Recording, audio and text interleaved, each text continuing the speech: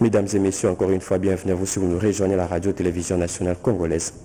Je le dis en titre, premier poignet de main entre le président de la République, Félix Antoine Tshisekedi Tshilombo, et les membres de la nouvelle équipe gouvernementale Samalou Kondé II.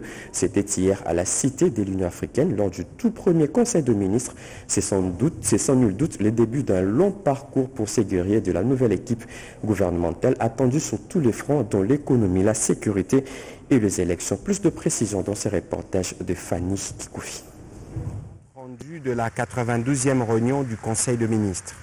Le président de la République, chef de l'État, a présidé ce vendredi 31 mars 2023 la 92e réunion du Conseil de ministres à la Cité de l'Union africaine, la première depuis le remaniement du gouvernement intervenu le 23 mars dernier.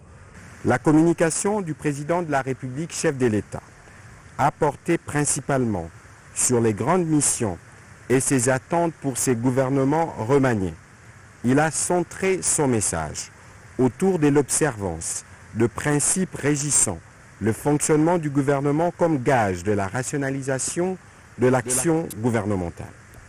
Le président de la République a tout d'abord adressé ses vives félicitations aux membres du gouvernement en leur qualité selon le cas, nouvellement octroyés ou renouvelés à la même fonction ou à la tête d'un nouveau portefeuille. Il a également félicité et remercié tout autant les membres sortants pour l'engagement affiché tout au long de l'exercice de leurs fonctions et leur a demandé, au vu de leur expertise et des expériences qu'ils ont pu accumuler, de rester disponibles pour la nation. Rappelant qu'au vu du contexte qui est le nôtre, le président de la République a estimé que se voir porter à cette noble fonction ne devrait pas constituer qu'un privilège, mais demeurer avant toute chose une lourde responsabilité qu'il revient d'assumer dès lors que chaque membre du gouvernement doit se considérer au service de l'intérêt général et non le contraire. Pris comme un sacerdoce, ceci appelle à l'adoption d'une attitude, d'une perception et d'un mode d'action tout particulier. Parlant de ces remaniements qui arrivent dans un contexte dominé par des fortes attentes exprimées par nos concitoyens, essentiellement sur les questions sécuritaires et socio-économiques, le président de la République a chargé les gouvernements à œuvrer de concert pour rendre la stabilité du cadre macroéconomique plus solide, visant prioritairement la préservation du pouvoir d'achat par la valorisation du franc congolais, notre monnaie nationale.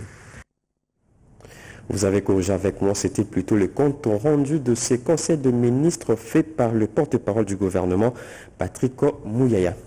Ouvrons la page clôture mois de la femme. La première dame, Denise Nyakeru Tshisekedi, était hier au milieu de femmes de la commune rurale de Lantsele pour partager un repas. Les épouses de militaires et des policiers étaient aussi associées à ces repas, une manière de soulager ces femmes arrachées de l'affection de leur mari, appelées au front pour défendre l'intérêt de la patrie. Neisha Kiala et Charma Lelo pour le reportage. Un moment particulier pour clôturer un mois qui l'est autant. Les femmes vendeuses de Lantsele ont de la plus belle manière clôturé le mois dédié aux droits des femmes avec la présence dans leur commune de la première dame de la République, Denise Nyakeru Tshisekedi. Le mets du jour, c'est le fameux liboké de Kinkole que la First Lady a dégusté dans toutes ses déclinaisons. À ce repas ont été associées les épouses des militaires et policiers. Une symbolique de l'attachement de l'épouse du chef de l'État aux femmes rurales de cette partie de la capitale. Aussi, l'occasion pour elle d'exprimer son soutien aux militaires et policiers engagés dans la protection de la patrie et de ses fils. Mais peut-être tant on est mon a raté pour tout na bino. Zamba permettre to kutana na commissaire pena lobby sous merci na bino nyonso pour la disponibilité na bino. Il faut to ebana. Po to ebana mibali na bino, menga il faut na eba pe bino. Bino pe boye banga. Toza kolia, tozo fete, to bosana ba mama na biso. O baza awana Kinshasa. Mibali na bango baza na front, na bao baza kuna. Na makambo nyonso zokomela bango na bitumba o ba voisin ba côté biso Vraiment, nasengi na bino, tokanisa bango na mabondeli na biso. Stand après stand, la présidente de la fondation DNT découvre la diversité de produits culinaires qu'offre la commune urbano-rurale de Lanzele. Une proximité qui est pour ces femmes vendeuses et battantes de chaque jour une marque de considération.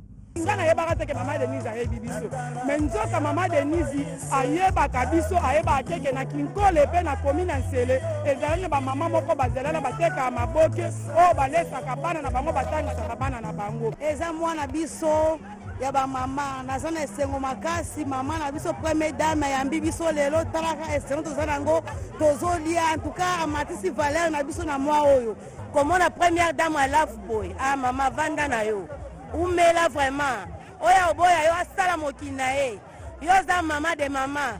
Le mois de mars s'achève avec le mérite d'avoir porté pleinement le plaidoyer sur les droits des femmes.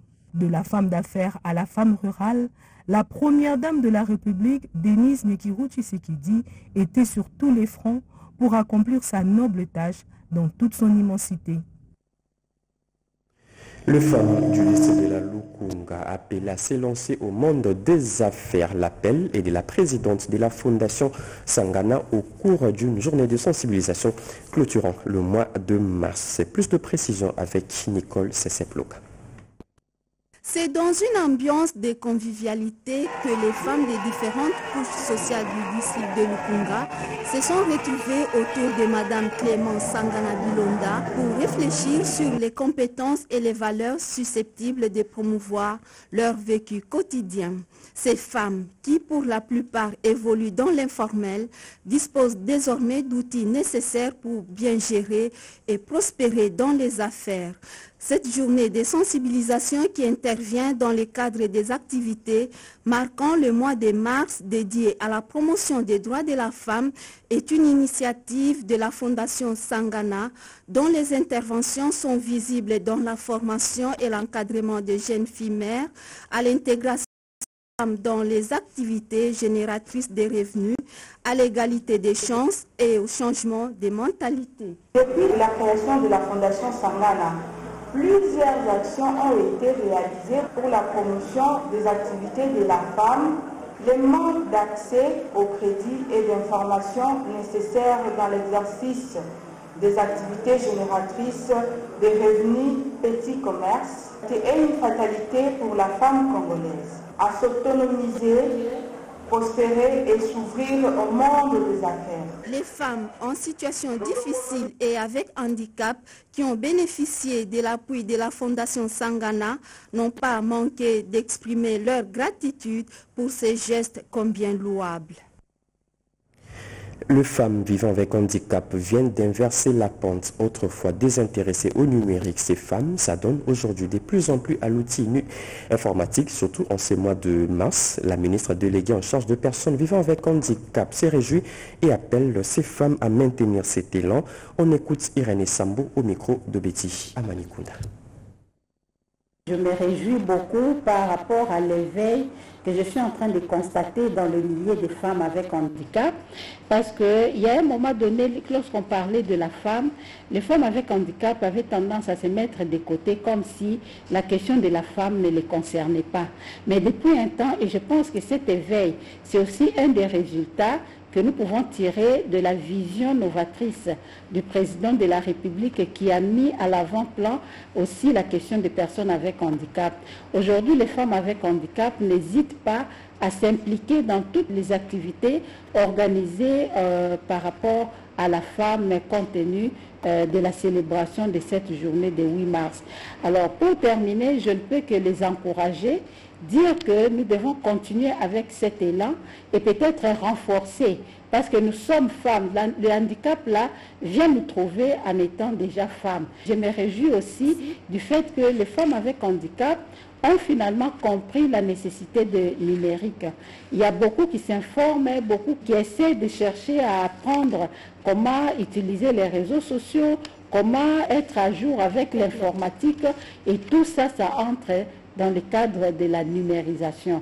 Donc moi, je suis très contente et j'encourage les femmes avec handicap à continuer sur cet élan et surtout à ne pas se sentir comme si elles étaient diminuées. Non, il faut savoir positiver le handicap et je pense que si on le fait de cette manière-là, vivre avec handicap ne sera pas pour nous un handicap pour vivre.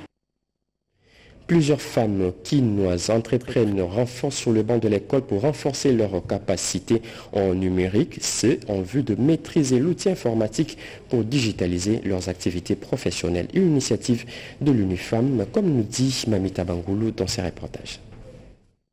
Pendant 10 jours, les femmes venues de différentes communes de la ville-province Kinshasa ont été outillées par les agences des Nations Unies sur les projets de réforme et dissémination des lois favorables aux droits des femmes et à l'entrepreneuriat féminin à travers le projet d'appui au développement des micro, petites et moyennes entreprises sur la numérisation digitale avec son mandat et ses activités. Le représentant de l'UNIFEM, Adama Moussa, mit un accent particulier sur l'importance du numérique dans l'éducation des femmes. Qui ont pu véritablement acquérir ces compétences-là. Et je suis sûr que, comme on le dit, chaque fois qu'on donne des capacités à une femme, c'est à un village, c'est à une nation.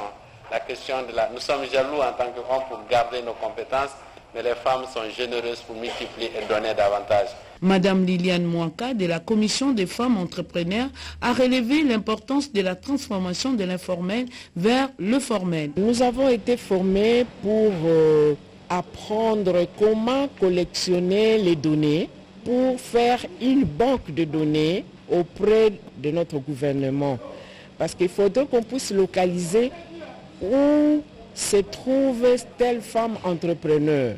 Quant à Emeraude Bakongo, étudiante à l'UNIKIN et participante à cette formation, est revenue sur la programmation et le codage informatique. C'est tout ce qui concerne la création de sites internet, la création de jeux vidéo, la création de logos, donc tout ce qui est dans le numérique, la robotique, c'est cela ce qu'on appelle le codage.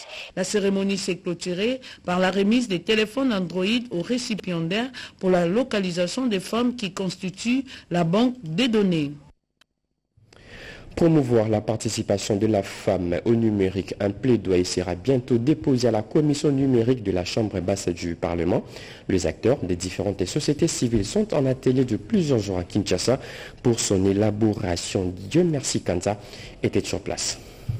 Journée d'échange axée sur la modération des contenus numériques en ligne a été au cœur de cette table ronde organisée par l'Institut congolais des droits de l'homme, ICDH, à l'intention des femmes avocates et journalistes ainsi que des jeunes G de la société civile pour leur prise en charge. C'est un cadre qui permet aux différents acteurs de peindre l'écosystème, d'avoir un état des lieux, d'avoir un aperçu sur ce qui est liberté d'expression, liberté d'information dans la République démocratique du Congo. Donc les participants vont également analyser les différents petits rapports qui ont été produits ici et là pour avoir un état des lieux, mais également pouvoir revenir avec des recommandations qu'ils peuvent soumettre auprès du gouvernement. Cet échange a permis à l'assistance de bien comprendre les enjeux sur la numérisation de médias en ligne, va outiller ces dernières au renforcement des capacités dans leur milieu professionnel, afin de présenter aux gouvernants leur plaidoyer aux problèmes qui rencontrent la gente féminine au quotidien pour sa matérialisation. Les recommandations que nous avons à retenir, c'est que nous allons nous approcher auprès de la commission du numérique de l'Assemblée nationale pour devoir aussi partager avec nous en tant qu'acteurs de la société civile. Nous allons aussi amener nos plaidoyers auprès de cette commission afin que ces plaidoyers soient quand même pris en compte dans l'intégration de potentielles lois sur le numérique pouvant être adoptées au sein de l'Assemblée nationale. Ces participants qui ont représenté leur structure à ces assises ont félicité tour à tour les parties prenantes ainsi que le député provincial du Nord Kivu, Iyoba Gira Sam, pour la réussite de ces programmes. Toujours dans la même veine de la clôture du mois de la femme, violences sexuelles en milieu étudiantin, les étudiantes de l'Institut supérieur pédagogique de Mbandaka dans la province de l'Équateur ont appris les techniques de dénonciation de tout cas d'abus sexuels. C'était au cours d'une conférence débat organisée à leur intention. Regardez. À travers de cette séance de sensibilisation, les étudiantes de l'Institut supérieur pédagogique de Mbandaka ont appris les différentes techniques de dénonciation des cas d'abus sexuels en milieu universitaire. Ces filles ont été invitées à bannir la loi du moindre effort qui les pousse souvent aux pratiques dépravées, notamment les phénomènes de codes sexuellement transmissibles. Une des oratrices, Mme Régine Bokou-Manzango, ancienne à Radio Okapi, a recommandé aux étudiantes d'éviter l'utilisation du numérique à des fins sexuelles, mais plutôt à capitaliser l'informatique pour des recherches utiles en vue de leur autonomisation. Cette séance de sensibilisation qui rentre dans le cadre des activités du mois de mars consacré à la femme s'est terminée par un jet de questions et réponses. Le chef des divisions provinciales du genre famille et enfants Équateur, Pichou Bomandeke, en donne ici des explications. La majorité des victimes, des personnes qui sont abusées, ce sont des filles. Et puis ils sont abusés peut-être au niveau universitaire parce que vous voyez les exploitations bisexuelles, c'est lorsqu'on fait l'échange de sexe, soit avec les côtes, soit avec des faveurs. Et quelqu'un mérite cette faveur, alors vous lui demandez qu'elle puisse donner le sexe pour qu'elle puisse passer la classe. Vous sentez que les étudiantes, elles sont prêtes à dénoncer. Mais on leur a promis que nous allons encore repasser pour mettre en place les mécanismes de dénonciation. Allez, on tourne la page clôture mois de la femme. Autre chose à présent, comment est géré le fonds qu'octroie la Banque mondiale dans le secteur de la santé en RDC? Un audit sera bientôt lancé par les inspecteurs de la santé et ceux de la Cour des comptes qui sont actuellement en plein atelier de renforcement de capacité, comme nous dit Anastasie Doumbou dans ses reportages. Les inspecteurs du secteur de finances, de la Cour des comptes et ceux de la santé ont suivi dernièrement un séminaire de renforcement des capacités d'audit financier dans le cadre du programme bénéficiaire de l'appui de l'initiative mondiale pour la santé. C'est là au profit des institutions nationales de contrôle. Il y a une volonté politique très forte dans le pays pour montrer la lutte contre les antivaleurs. Les trois institutions de contrôle dans ce pays se mettent ensemble pour que nous puissions vraiment contrôler les financements, contrôler les performances des différents services afin que la population bénéficiaire de ces subventions puisse réellement être de véritables bénéficiaires pour qu'à la fin on nous dise qu'on a consommé de tout et que c'est parti réellement pour le bénéfice de la population. Objectif, être suffisamment armé en vue d'opérer des contrôles sur des fonds qu'octroie le Fonds mondial en faveur de la population. Pendant 5 jours, les partenaires internationaux ont transmis des stratégies appropriées à ce corps inspectoral en vue de le voir être à jour. EDFAN, on vise aussi à influencer la transparence, l'efficacité du Fonds mondial au niveau mondial et au niveau du pays. On veut qu'à la fin de la journée, que les pays, que ce soit eux qui puissent tout faire et qu'à la fin de la journée, la population soit sauvée par un service de qualité. Le secrétaire général à la santé s'est dit heureux de voir ses compatriotes bénéficier de stratégies susceptibles d'aider les gouvernements à se rassurer que fait quoi, quand et comment, cela en faveur du peuple congolais. RDC Monde ezali sanga ya ba Congolais pona Congo. Na kati ya RDC Monde bayi diaspora basangani baye na mosolo na bango po ete batonga mboka na bango lokola bikolo mosusu batonga oyo ya bango. Yambala oyo bandeko na ngai ba diaspora ba décider, diaspora ya Congo décider ezokita na minute oyo plus de 70 000 c'est quoi? Plus de 70 000 vendus na kati ya compte poto koka kosala ba projet na biso.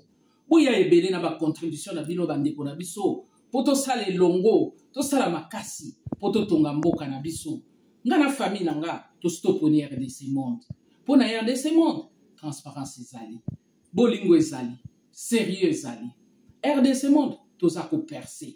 Na kati ya kana biso tozokota.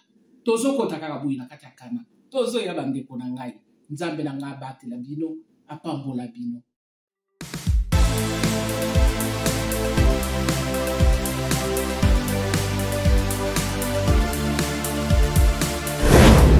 C'est Jean-Paul Tumba Kanida, Je suis là aujourd'hui, comme vous le savez, comme d'habitude, la transparence, la RDC Monde, vous présenter le bilan de 2022. Nous sommes presque au bout de nos efforts. On va atteindre notre objectif de 100 000 en Suisse. On est aujourd'hui à 74 500 et quelques, donc plus de 74 000. Là que je vous parle, je pense qu'on a déjà atteint 75 000 dans le compte. Ici, je vous montre ce qu'on a fait comme capture du dernier bilan dans le compte. Et vous allez voir que chaque année, depuis 2018, nous montons presque avec une moyenne de 15 000. Alors, on a 75 000. Pourquoi ne pas atteindre les 100 000 cette année? Invitez vos frères ou bien doublons notre mise. Tous les frères et sœurs de RDC Monde, à qui j'ai dit merci infiniment pour votre confiance. Alors, RDC Monde, toujours avant, bientôt on va atteindre notre barre de 100 000. Notre objectif n'est pas impossible pour cette année. Allez, dans vos poches, RDC Monde, Tokolonga.